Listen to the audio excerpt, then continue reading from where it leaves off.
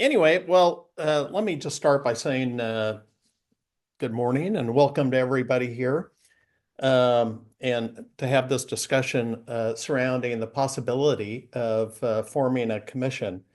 I'm Stuart Woolf. I'm a grower in Western Fresno County, and I'm currently serving as the interim president of the council. And just so everybody knows, that wasn't a self-appointment. The board actually asked me to step up and fill Craig's shoes for the times being. Anyway, before we begin, I'd like to share just a couple of thoughts about the council's board and why we're having this discussion today. Um, just generally, the board consists of 8 volunteers, and I have to tell you, I'm perpetually thankful for these people that are willing to give of their time and and their interest. But this represents a small group of growers and processors. And when I say a small group, pretty much I'm the only commercial farmer of the group. Everybody on this board is either a craft distiller or kind of a smaller grower. excuse me, handling 1 or 2 or a couple acres. I happen to be a larger grower. I have a total of about 350 acres in Western Fresno County. Um, our mission as a group is ultimately is to pursue projects that are in the best interests of our members and the grower and early agave processors that we have. And as many of you know, we rely on voluntary assessments, fees, and potential grants, which one of our challenges as we see the need for additional production and processing research and ultimately longer term needs for kind of generic promotion, us kind of touting California products. We think we're going to need a more sustainable source of revenue. The other thing about our current program, our fees and assessments, are basically, people paying kind of the same amount. And our board thought, it would make more sense long term that these fees and payments would be tied to scale, meaning that kind of the larger players would ultimately end up be paying more of the assessments. And we may be paying the same on a per acre basis or what have you, but ultimately, the bigger you are, the more you would pay. I would just simply point out again, I'm the largest grower, I believe, on the board. And so I sit on a board with a group of people that would all like to see me pay more. I think it's a noble cause supporting this new industry. And so I'm not opposed to it. And I think as early pioneers, like the smaller growers and processors in this community of ours, as we actually move ahead and kind of prove the concept that we can grow this plant here, I really believe we're going to see larger players start to invest. And I think our board thought, it would be great if we had an option that we could consider that if that was to happen, if we had something, a structure like a commission, then, we've already set the stage where there's not even a question that if some larger players come in, they support this industry. And anyway, so that's how we kind of got to where we even thought we should at least position ourselves to have this as an option. And I want to emphasize what AB 2606, the legislation that was passed to create this commission, is purely an option. We still have to vote for it. Our community has to come together and say, no, this is something we want to do. And when I say that, that means the vast majority does. And I realize, and our board realizes, not everybody may be supportive of this, but we think it's worth exploring and vetting. And that's what we're here to do today. Before I turn it over to our 2 speakers, I just want to highlight we have the Agave Symposium coming up April 10th. I have to say, I'm really excited about it. We've got some great speakers. And also the council is accepting nominations for board positions.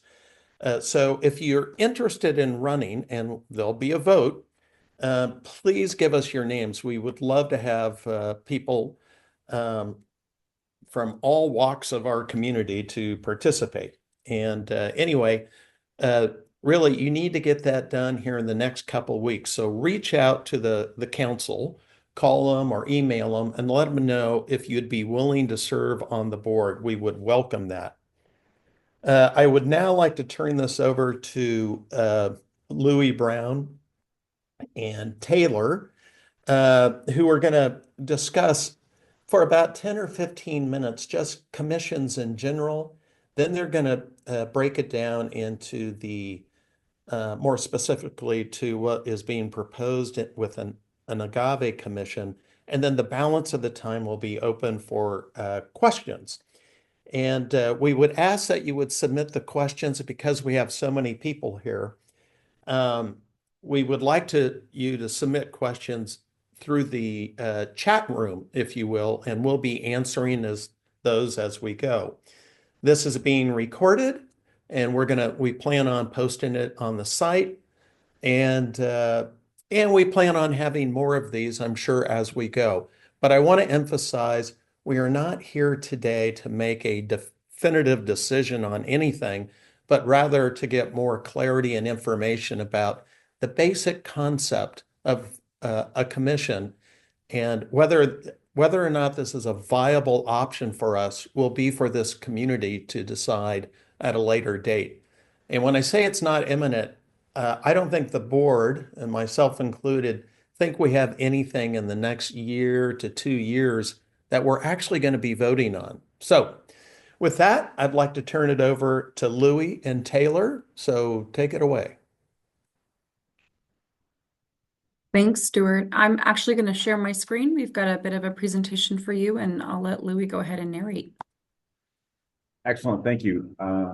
Good morning, everyone. Stuart, thank you for inviting us to participate. For those of you who don't know us, Taylor and I are with the law offices of Kahn, Soares, and Conway. Our law firm has been in business for over 40 years, principally representing agricultural interests. We have offices in Sacramento and Hanford, and represent a wide variety of agriculture throughout the entire chain. And our managing partner, George Soares, was actually a chief consultant of the Assembly Ag Committee back in the 70s, where this idea of agricultural commissions was first created. And are you going to share your screen, Taylor, to get us into some of the slides? Yes, apologies. One moment. So we're just going to give you kind of a little background. I gave some of this presentation at the Agave Symposium last year. And so we want to just cover some of the basics of what agricultural commissions do and mean. They're generated from a law that's almost 100 years old. And so this is all created from the Marketing Act of 1937, which you can find in the California Food and Ag Code. And the Marketing Act of 37 was created for the opportunity to allow growers and producers of any number of commodities to actually do what we're talking about here. And so from that, the Marketing Act of 37, you have kind of two different structures. You have councils and advisory boards, and then you have commissions. Commissions were created after councils, and basically they were created as a result of learning from some of the frustrations that growers faced under the council or marketing board structure, where those entities are directly under the control of the Secretary of Agriculture and the California Department of Food and Agriculture. So agricultural commissions are quasi-governmental entities. They are statutorily created. So you can go into the Food and Ag Code, and right now, I believe within the Food and Ag Code, you can find 37 different councils and or commissions that have been formed over the years for those specific commodities. We say limited government oversight.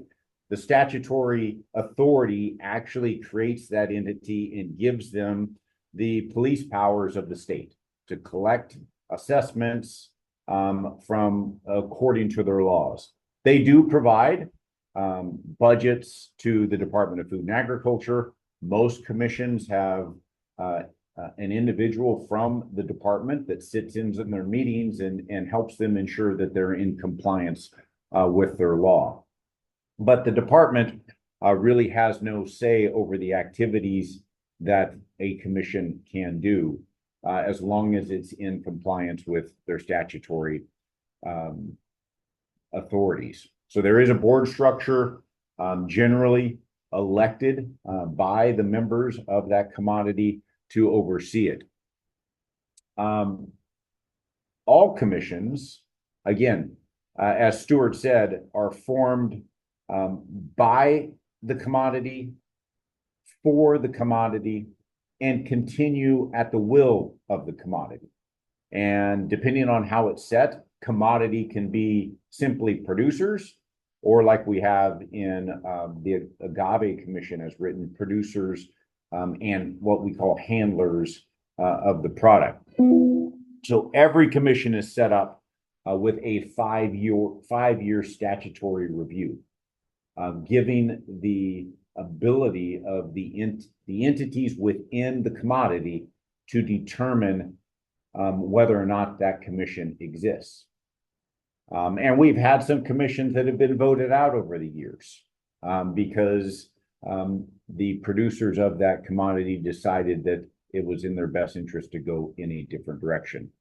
We have some commissions that were created in statute, and like Stuart said, after they're created in statute, the producers decided that it wasn't timely for them to actually enact that commission, so they've chosen not to do that.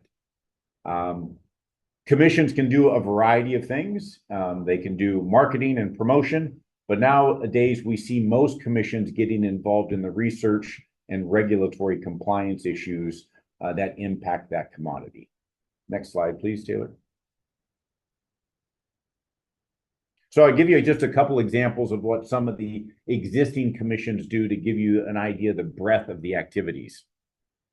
The California Rice Commission does really nothing to promote people to eat more rice. They don't believe that's their job.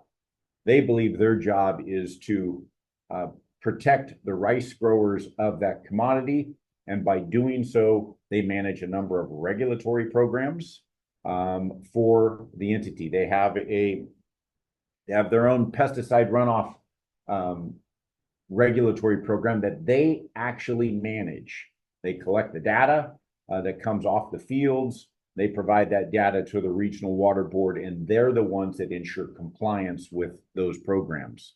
They run their own irrigated lands program. Now, irrigated lands, again, is a regulatory structure set up by the state water board for agricultural entities. The other thing they do is they promote regulatory compliance, and they promote their regulatory or their environmental benefits. So if you actually were to engage with the Rice Commission, they don't talk again about eating more rice. They talk about environmental crop and what they provide to the benefit. And now it's even more than birds. That used to be their main focus. Now they talk about salmon. Now they're getting in and they're talking about the giant garter snake. And they partner with the Audubon Society. They're partnering with Save the Snakes, because now the rice industry is evolved to the point where they are the main habitat for garter snakes. California Avocado Commission, they are definitely more interested in promotion and working, frankly, with the Mexican avocado industry to provide for specific windows so that commodity can operate. California Walnut Commission, almost entirely research oriented.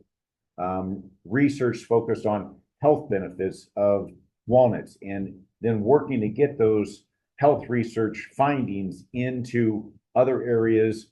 They contract with spokespersons and influencers to move that health data around to help promote their product. Table Grape Commission, again, entirely different focus, working on opening markets, international markets for table grape producers and working on a lot of those issues. So a commission can essentially and ultimately do whatever it is that the producers, the entities within the commission want it to do. There was a question here that came in, said, how many of the California commissions are mandatory? All commissions are mandatory. Once they're voted in by the producers, the entities identified within their law, and they actually get established, then the assessment called for in the statutory authority is mandatory. Next slide, Taylor, please.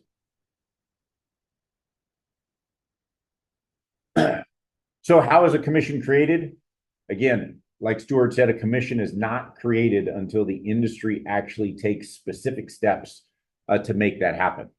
And it's the industry working with the California Department of Food and Agriculture to actually make that happen. So first, there has to be a petition by the entities within the commodity to the Secretary of Agriculture to say that they want to move forward with an initial referendum vote.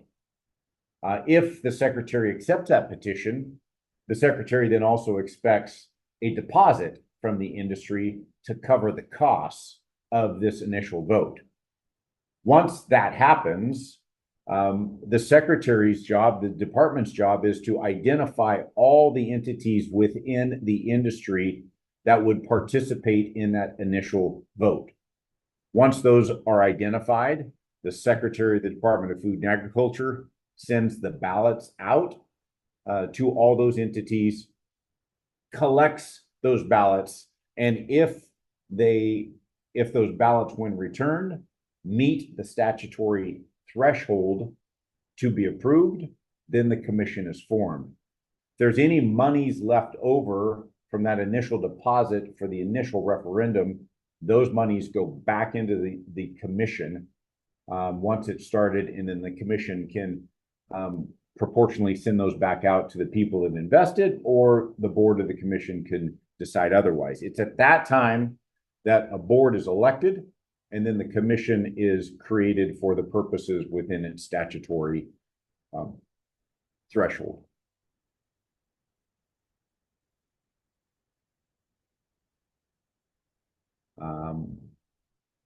So for the Agave Commission, we have growers and processors. Right now, it's stated that any commercial grower of 2 acres or more would be within the commission. Any commercial processor who processes 3 tons or more of agave. Because this is in statute, the commission, the industry can change this at any time.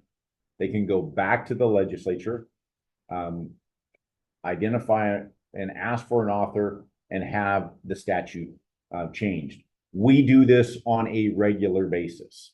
We're actually working with the California Table Grape Commission this year to update and amend their statute.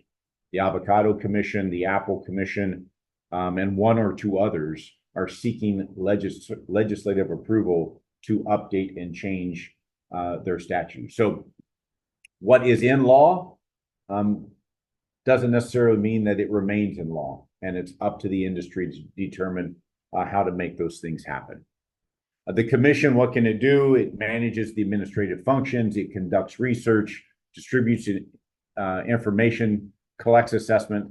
Basically, it's going to do what the industry tells it to do and what's in the best interest of the industry. Next slide. These are the assessments that were put forth in the initial piece of legislation.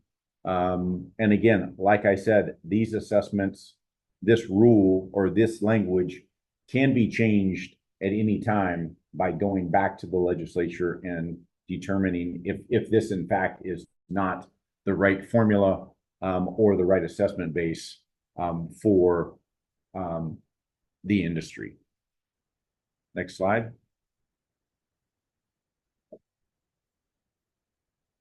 Again, like I said, every 5 years, the industry does have the opportunity to vote to continue the commission.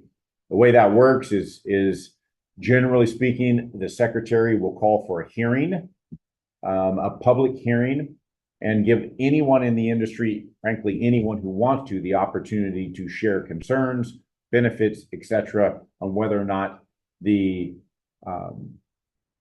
commission should continue. If there are no issues raised, then it's up to the secretary to determine whether or not there actually a vote is required, because it's the commission that pays for that vote.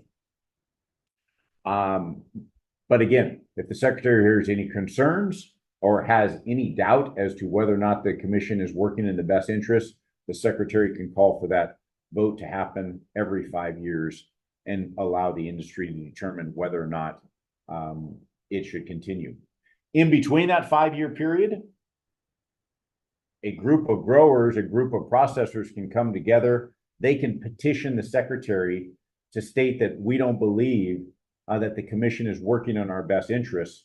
And the secretary then can go through a process to actually suspend the activities of the commission. So we have the automatic 5-year referendum that happens.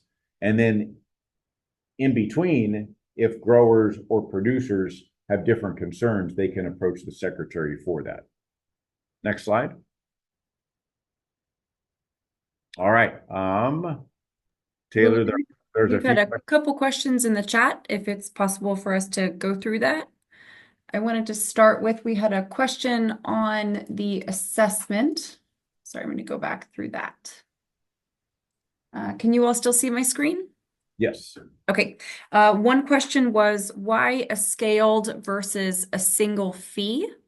In the statute now, we've identified that the board has the discretion to determine for all growers and processors, there's a cap. For the first 5 years, the assessment for these growers between 2 to 10 acres and processors who process between 3 to 10 tons per year, the assessment shall not exceed $1,000 per year, and that the assessment can be assessed on a scaled basis versus a set basis.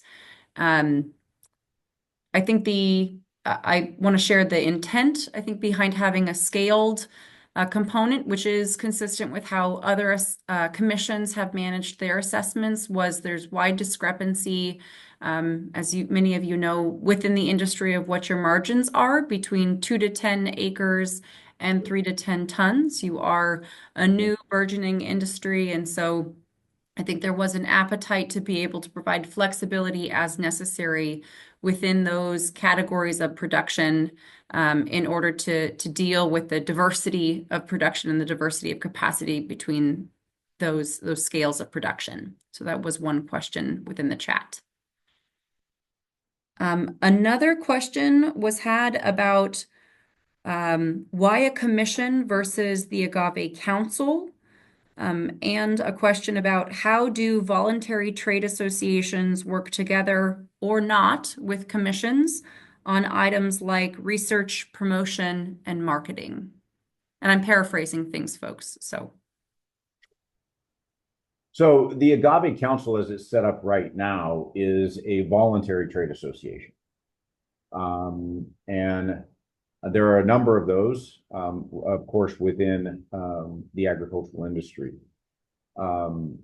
Again, I mean, the basic reason why a lot of commodities go forward and form a commission, frankly, free riders. And that's what you get in voluntary trade association. So if a commission is formed, again, goes through the process and the industry believes it's in the best interest, then everybody that's covered by the statute is included in the commission. And you essentially maximize the opportunity to work on behalf of the industry.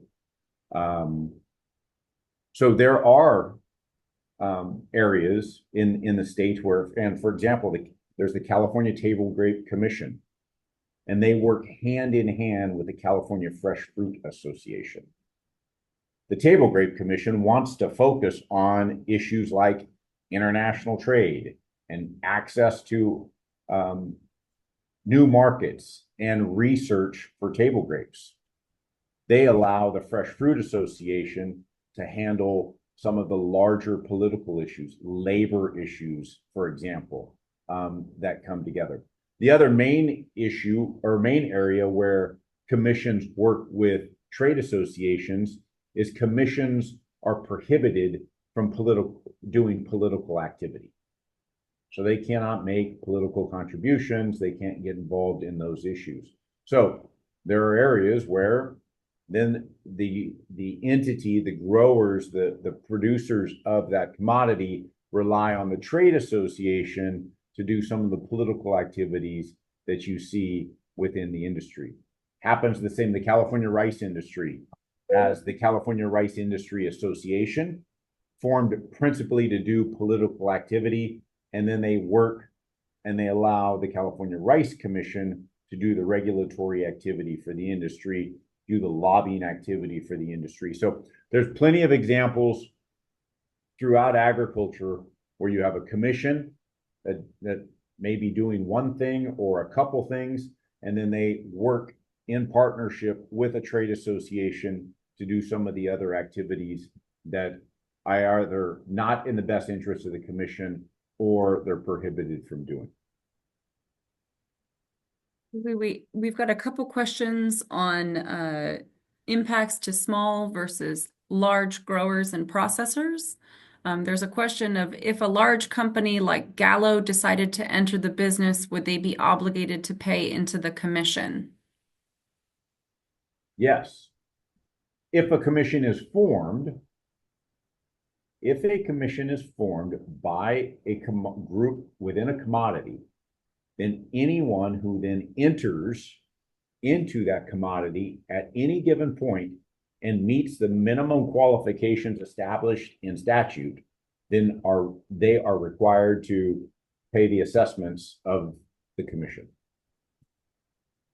There was also a question about who is not obligated to pay the assessment, and I just wanted to go over that.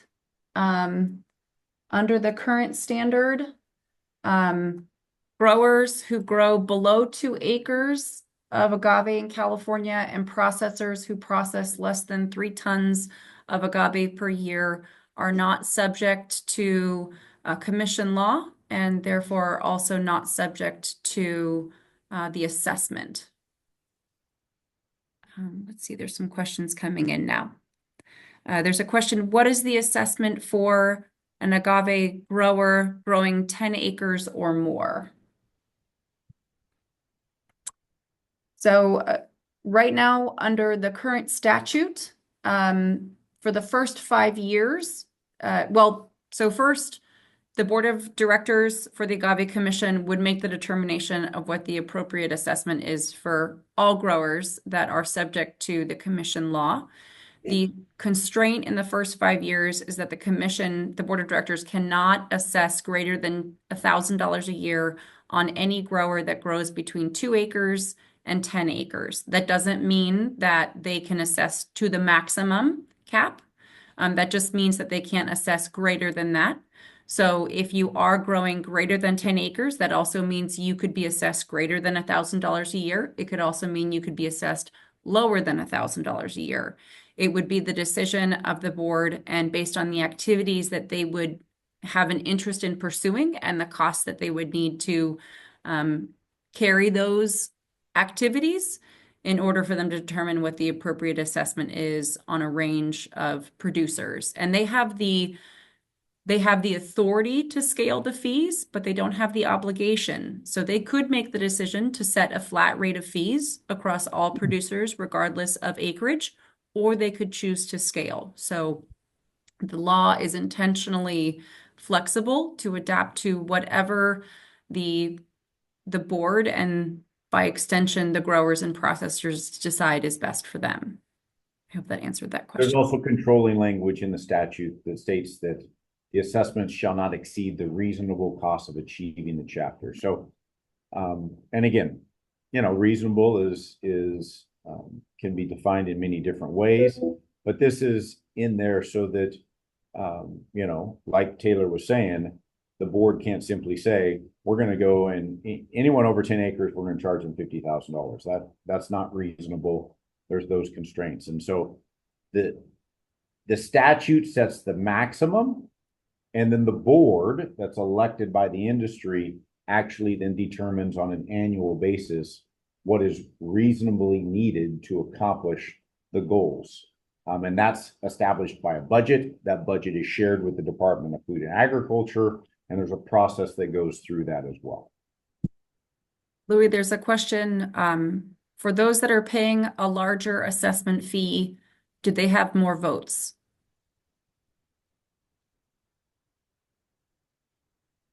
So is the answer. Correct. The vote threshold is set on a formula that's attempted to balance the volume and acreage of the industry, so that no one grower can come in and actually control the outcome of any vote. It's the formula that's in the agave statute. It's the formula that is in every commission law.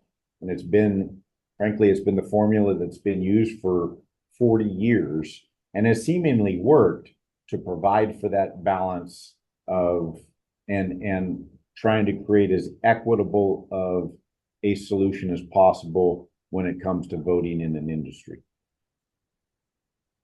Louie, there's a question. I know you had covered it, but who are the board members and how are they selected?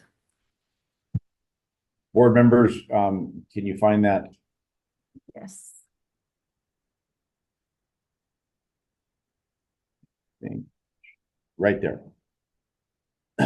So there's 6 growers, 2 processors, and every commission has a public member that has no financial interest in the industry. So there's nominations that happen by the industry, then a vote that's taken, and it's the industry that determines what the makeup of the board looks like. And again, this makeup can be changed. If for some reason 9-member board doesn't work, or for some reason the makeup of this doesn't work, then we just go back and change the statute and make it work for the industry. There is a follow-up on board members. Are board members individual names or are they companies? They can be representatives of companies. Yes. And I do want to qualify, the public member cannot have a financial interest in the growing of agave, so they do have to be a pure public member. There is a question here, and I might need to lean on those that are agave producers to help me understand this. So I hear flexibility for environmental concerns named here. This is a wonderful thought, but assessed time yearly fees are monolithic. That is, we'll pay fees based on agaves. This means those of us growing for environmentally sensitive agave varietals, those that can take 30 to 40 years to develop, would simply and practically disincentivize from following best environmental practices. This might force our hand to grow certain varietals that are faster growing. Could we build an amendment in now that would exempt those of us who are growing for environmental diversity? I do want to qualify. So obviously that I can't address the environmental components of this or the the cultivation specific question to this, but I do want to specify that Louie has mentioned several times that the agave, the commission law can be amended at the will and the interest of the Agave Commission anytime. It does take going back to the legislature and making those amendments, but you see commission law amendment on a regular basis as they see fit. So in some circumstances, it takes the movement of the board of directors. In some circumstances, it takes a legislative amendment, but this is not, it's not undone, and it's done on a fairly regular basis based on the interest of the industry. Can we do that now before a law comes in and restricts or confines us? The law is not in effect as of, well, the law is in effect, but as we said, the commission is not in effect until the industry chooses to implement it. So amendments can come into effect at any point in time. So yes, statute went into effect January 1, but the commission is not established until the industry chooses to move in that direction. And in fact, if the industry wants to change the law before they even petition the secretary to initiate the commission, that can happen as well. Changes can be made to commission law anytime the industry comes forward and determines that they want to make changes. There's a question here about, can you speak to the fees for not registering in the commission? Who is going to collect those fees and how much are those fees? I'm assuming this question is referring to failure to pay assessments. I don't know if I have a slide on that specifically. There is a penalty for failure to pay assessments that are obligated to the commission. Louie, I'm not sure if there is a specific penalty that's referenced within statute. I'm sorry, I don't have that on hand. Yeah, agreed. The commission can file civil action against entities that refuse to pay penalties and pursue those assessments with the police powers of the state. There is a question here. Do most growers pay their assessments through their handlers when the crop is delivered for processing? Definitely in larger commodities, yes. The handlers collect and pay the assessment to the commission. It kind of varies. But in a lot of commissions, it is the processor, the handler, that then deducts the assessments from the payment back to the grower and then submits those to the commission. I just like to remind folks we've got only a few minutes left, so please put more of your questions in the chat. And if we haven't had the time to answer them, we'll certainly, I'm cataloging this. This is recorded. And the chat will be recorded and we can answer the questions in the chat and share responses over email as well.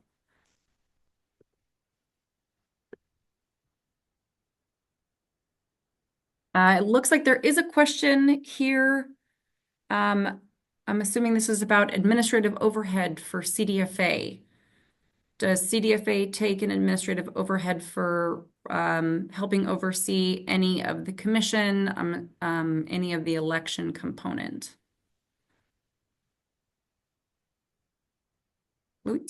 I'm sorry, restate that. Does CDFA have any, do they take any administrative overhead or administrative costs for managing the election or the initial referenda, any referendums costs for the commission? For the initial referendum, yes. Yes, they do.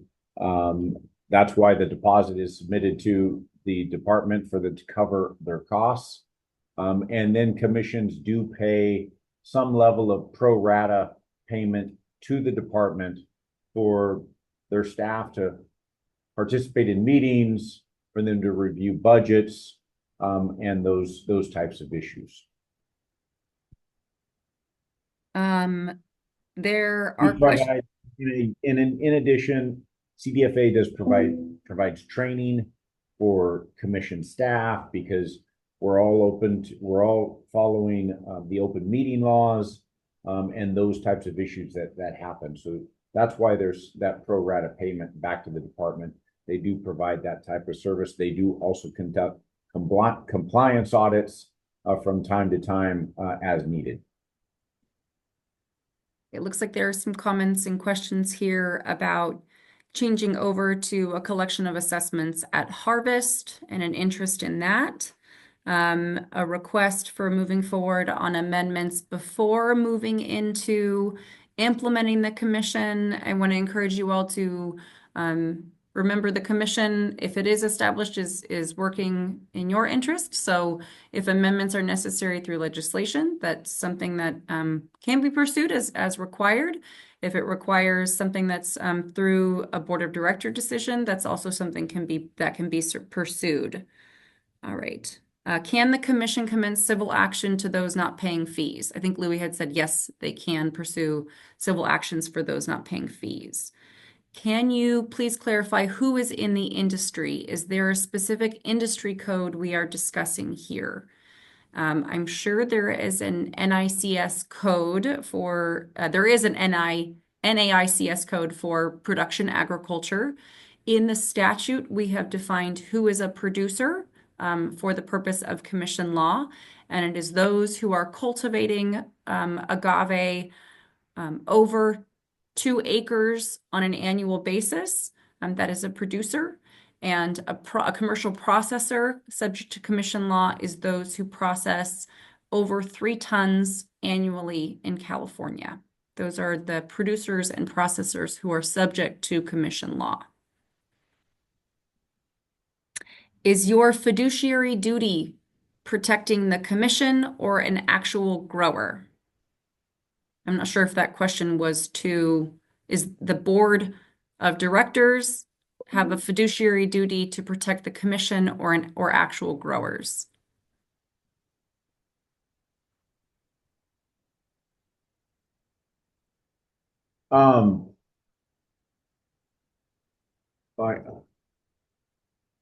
They have a fiduciary responsibility to the commission, which represents the industry. So I don't know if that helps answer the question, but ultimately, since the commission was formed for the betterment of the industry, they're looking out for the commission activities, which in turn support the industry. Not individual growers per se, but the industry as a whole. I have time for 1 to 2 other questions. To be clear, is this governing the growing of agave, the production of agave spirits, or both? The answer is both. Commission law covers the producers of agave and the processors of agave spirits. So there will be assessments on producers and assessments on processors. And those are within the jurisdiction of California. So we will not be assessing those who are outside of the bounds of the state of California.